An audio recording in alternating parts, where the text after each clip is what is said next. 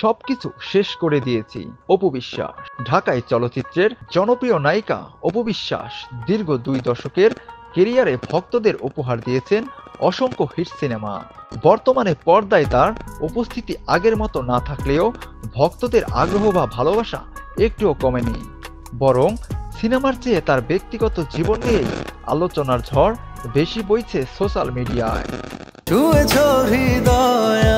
বিশেষ করে mega star Shakib খানের প্রথম স্ত্রী হওয়ার পর থেকেই অপুকে ঘিরে তুমুল চর্চা চলে আসছে। সম্প্রতি শাকিব খানের যুক্তরাষ্ট্র সফরের সময় প্রাক্তন স্ত্রী ও নায়িকা শবনম বুবলির সঙ্গে তার সাক্ষাৎকে কেন্দ্র করে যখন ভক্ত মহলে আলোচনা তুঙ্গে, তখন সবার নজর ছিল অপুর প্রতিক্রিয়ার দিকে।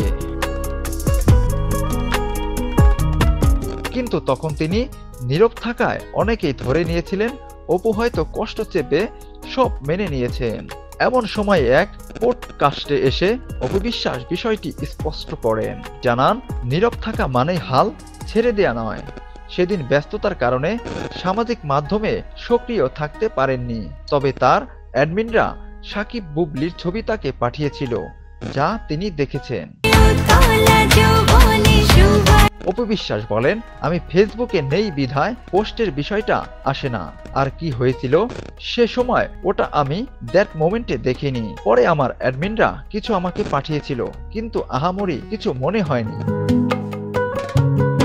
আরো যোগ করেন, 15 জুন আমি একটি পোস্ট দিয়েছিলাম, আমি তো এখানে কাজ করতে আসছি, কোনো কিছু নিয়ে অভদ্রতা হোক, আমার ব্যক্তিত্বের বাইরে চলে যাক, সেটা আমি করতে আসিনি। কিছু জিনিস মানুষ শুরু করে, কিছু জিনিস মানুষই শেষ করে। আমি সেই দিনই সবকিছু দা ইট করে দিয়েছি।